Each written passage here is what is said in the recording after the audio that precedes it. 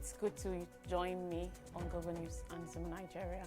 We begin with U.S. 2024 election. Harris appeals to youth voters, vows to turn the page. Hundreds of U.S. ballots destroyed after fire hit drop boxes.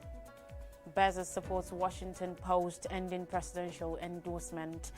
North Korea sent 10,000 troops to aid Russia in Ukraine, Pentagon says, and Israel bans United Nations Palestine Agency, risking millions as welfare. Stay with me for these and more stories. Beginning with U.S. 2024 election, Kamala Harris, Democratic candidate, urged young Americans to take up the fight for democracy from generations who had fought for freedom in the past and vote for her over Republican candidate Donald Trump. Harris was in Ann Arbor, Michigan, for a Monday evening rally after spending the day campaigning in the key swing state. Her pitch to an audience of young voters, several of whom were students from the nearby University of Michigan, was to use their vote in the upcoming United States poll to protect their rights. Generations of Americans before us fought for freedom, and now the baton is in our hands, Harris said. Harris said their generation was the one that grew up with climate change as a reality, with active shooter exercises in schools, and with no fewer reproductive rights than their mothers or grandmothers. Harris was introduced by her vice presidential running mate, Minnesota Governor Tim Walz, who used his folksy style to appeal to a packed crowd.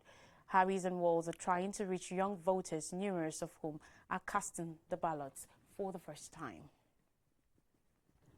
Still on U.S. 2024 election, hundreds of United States election ballots have been damaged after two drop boxes were destroyed, one in Oregon and one in Washington state, in incidents that authorities believe are connected. One of the boxes was aimed in Portland, Oregon in the early hours of Monday, and few hours later another was targeted in Vancouver, Washington. Inflammable devices were attached to the outside of the boxes, and the FBI has been called to assist with the case. It's heartbreaking, said Greg Kimsey, the elected auditor in Clark County, Washington, which includes Vancouver. It's a direct attack on democracy, Kimsey said, according to report.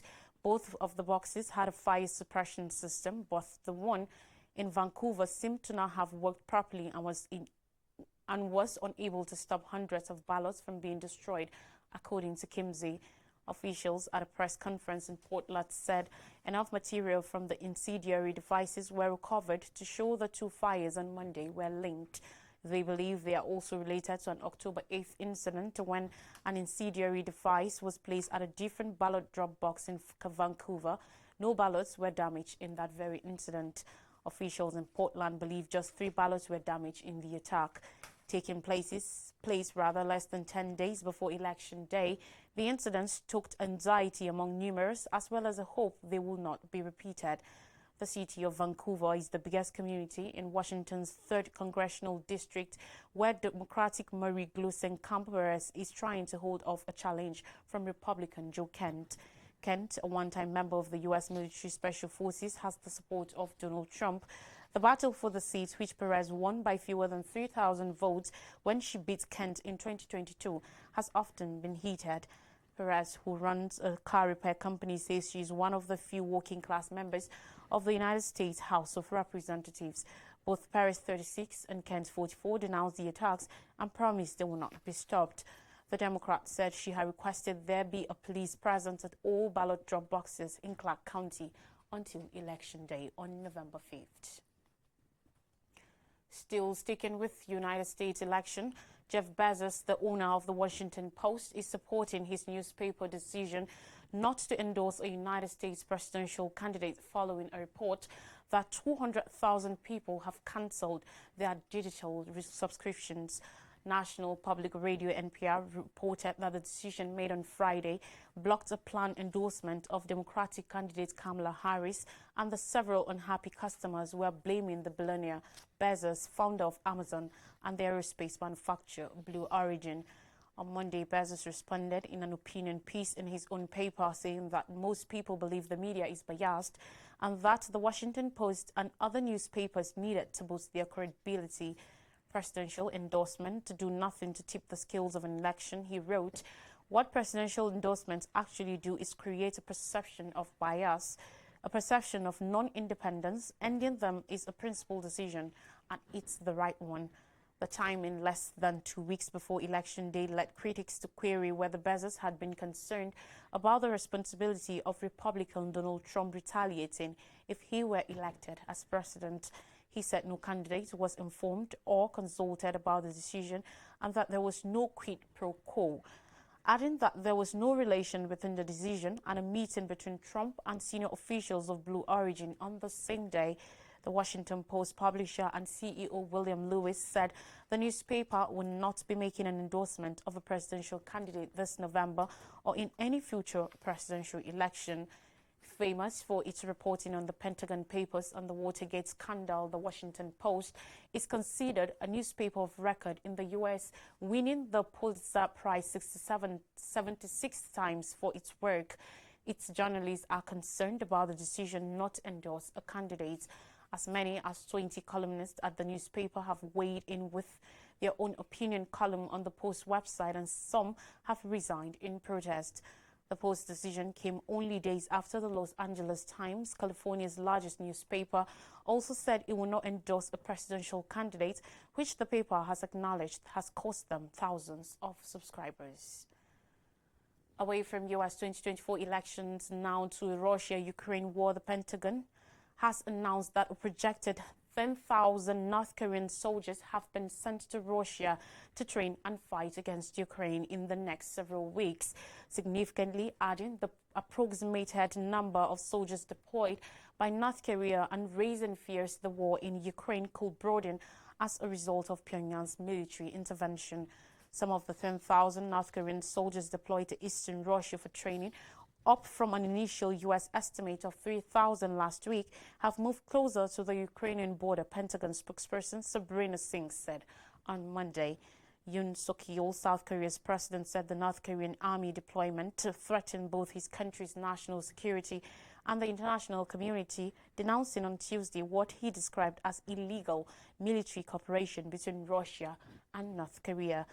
Earlier on Monday, Mark Rutte, NATO Secretary General, said the North Korean deployment represents a significant escalation in the Ukraine conflict and was a dangerous expansion of Russia's war. The deepening military cooperation between Russia and North Korea is a threat to both Indo-Pacific and Euro-Atlantic security, Rutte said after discussions with a South Korean delegation about the North Korean deployment. A North Korean Ministry of Foreign Affairs official did not confirm reports about a troop deployment to Russia, but said if Pyongyang had taken such action, he believed it will be in line with international norms. Moscow firstly dismissed reports about North Korean involvement in its war on Ukraine as fake news, but President Vladimir Putin has not refuted that North Korean forces are in Russia and said it was an internal matter of how it implemented any partnership treaty with Pyongyang. Sergei Lavrov, Russia's Minister of Foreign Affairs, shrugged off Rutte's comments on Monday and noted that Pyongyang and Moscow signed a joint security deal last June. Lavrov also claimed that Western military instructors have long been covertly deployed to Ukraine to aid its military long-range weapons provided by Western partners. On Israel-Gaza war, Israel's parliament has voted to bar a closely 8-decade-old United Nations agency that provides vital services for Palestinian refugees, a step that could have devastating consequences for millions of Palestinians living under Israeli occupation. The Knesset on Monday passed two bills, one banning UNRWA from activity within Israel and another barring Israeli authorities from any contact with the United Nations RWA, annulling the 1967 treaty that lets UNRWA to provide services to Palestinian refugees in areas under Israel's control. The step is expected to strictly restrict the United Nations Relief and Works Agency for Palestinian Refugees, that's United Nations RWA, from operating in territories Israel occupies.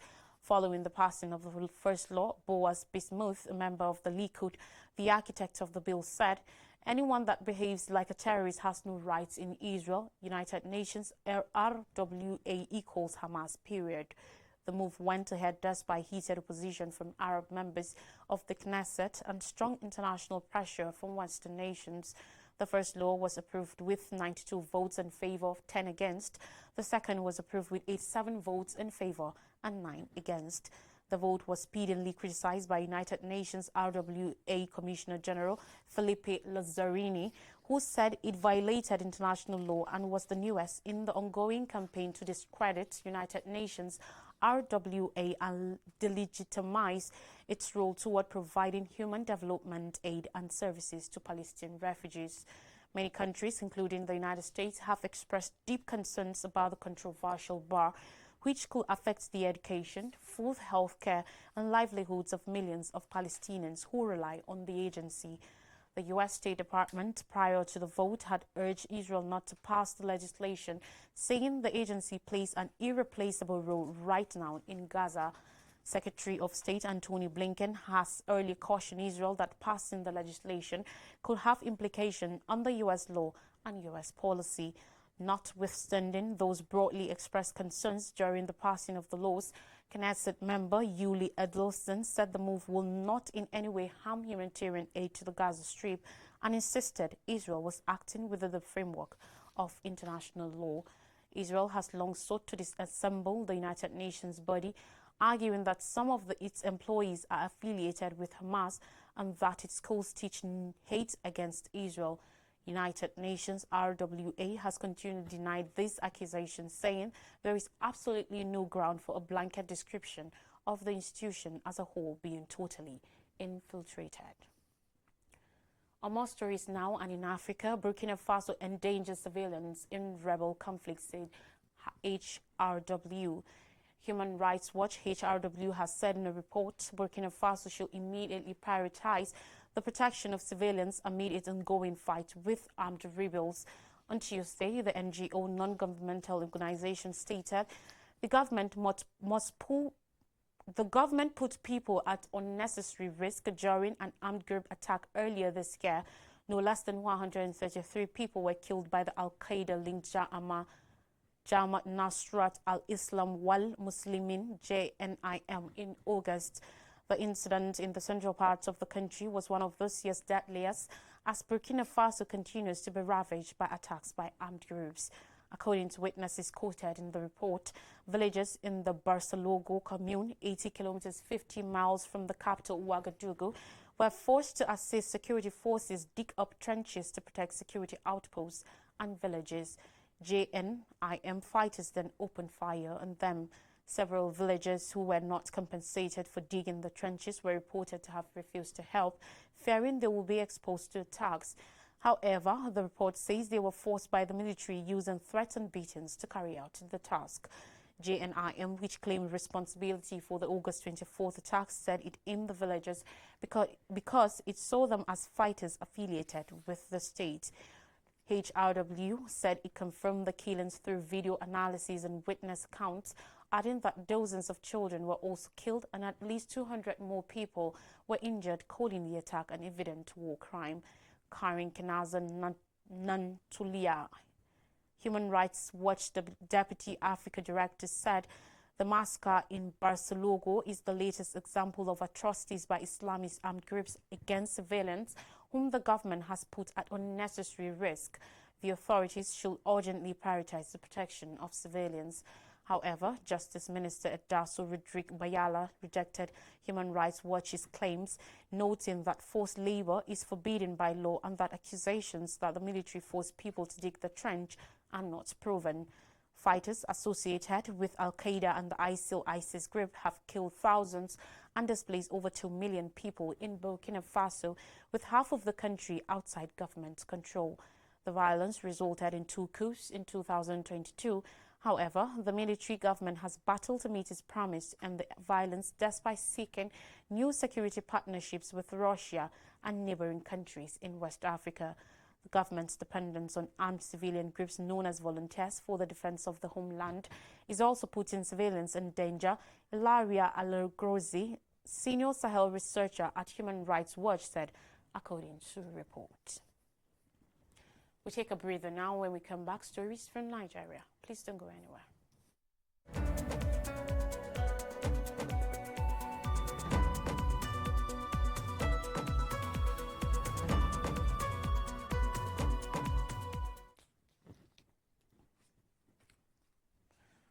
welcome back. And now stories from Nigeria. We begin with no work, no pay. Federal government calls unions as strike shuts varsities.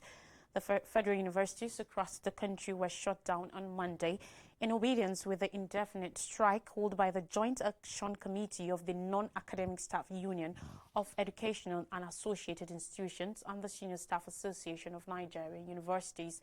On Sunday night, SANU and NASU promised to indefinitely close down all university activities across the country beginning on Monday until the federal government paid the 4 months withheld salaries. According to reports, a statement made on Sunday and signed by the national president of SANU, Mohammed Ibrahim, and the general secretary of NASU, Peters Adeyemi, said the ultimatum it gave the federal government over its withheld salaries expired on Sunday midnight. The unions are demanding, among others, the payment of the 4-month withheld salaries, improved remuneration, earned allowances, and implementation of the 2009 agreements with the government. The federal government have, through the Ministry of Labour and Employment, invoked the no work, no pay policy when the 4 university-based unions embarked on a prolonged strike in 2022. Last October, President Bola Tinubu directed payment of 4 of the 8 months withheld salaries for the academic staff. It was finally paid in February. The directive was silent about the non-teaching staff, raising concerns as to their fate, a development the unions described as selective. On Monday, the Federal Ministry of Education reached out to the leaders of the University Workers' Union following the declaration of an indefinite strike. According to reports on Monday, the ministry reached out to people requesting a meeting. According to the report, the compliance observed in universities on Monday likely prompted the Federal Ministry of Education to request a meeting. On Monday, not much activity was recorded at the University of Lagos as the school was on holiday. A monitoring exercise conducted showed that although the University of Lagos was on holiday, SANU and NASU members still adhered to the strike directive. And finally, on the news on blackout, federal government explores alternative options for northern states. In reaction to ongoing electricity supply disruptions affecting 17 northern states, the federal government is taking decisive action to restore and improve power supply. Adebayo Adelabu, Minister of Power, announced a comprehensive plan including quick repairs to critical infrastructure and the introduction of alternative energy sources to ensure more reliable electricity delivery. He said in a statement after briefing President Bola Tinubu on Monday at the presidential villa in Abuja. Adelabu stressed the root cause of the present power outages as vandalism to the Shiroro-Kaduna transmission line, a key connection for electricity supply to the northern region.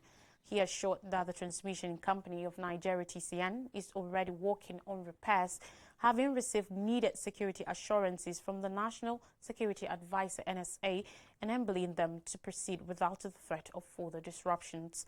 Adelabu expressed optimism about the restoration timeline, stating with full security in place, we anticipate completing repairs within 3 to 5 days under standard conditions. He highlighted the significance of community support in protecting critical infrastructure to avert future vandalism. To further bolster power supply in the north, the minister discussed an innovative approach involving the establishment of a disputed power model. This will see each of the 20 northern states equipped with embedded solar utilities, beginning with a scalable 50 megawatts per state, ultimately reaching 100 megawatts. This model will provide stable and reliable electricity, capitalizing on the abundant sunlight in the region, Adelabu noted, citing the average of tens of hours sunshine per day across northern states. He explained that this plan targets not only to supply households, but also to aim institutions such as schools and hospitals, as well as industrial clusters, thereby promoting economic development. Another look at the top stories. Harris appeals to youth voters and vows to turn the page. Hundreds of U.S. ballots destroyed after fire hits drop boxes. Bezos supports Washington Post ending presidential endorsement. North Korea sent 10,000 troops to aid Russia in Ukraine, Pentagon says, and Israel bans U.S.-Palestine agency, risking millions' welfare. And that's all on the news. Thanks for watching. I am Lois Strikey.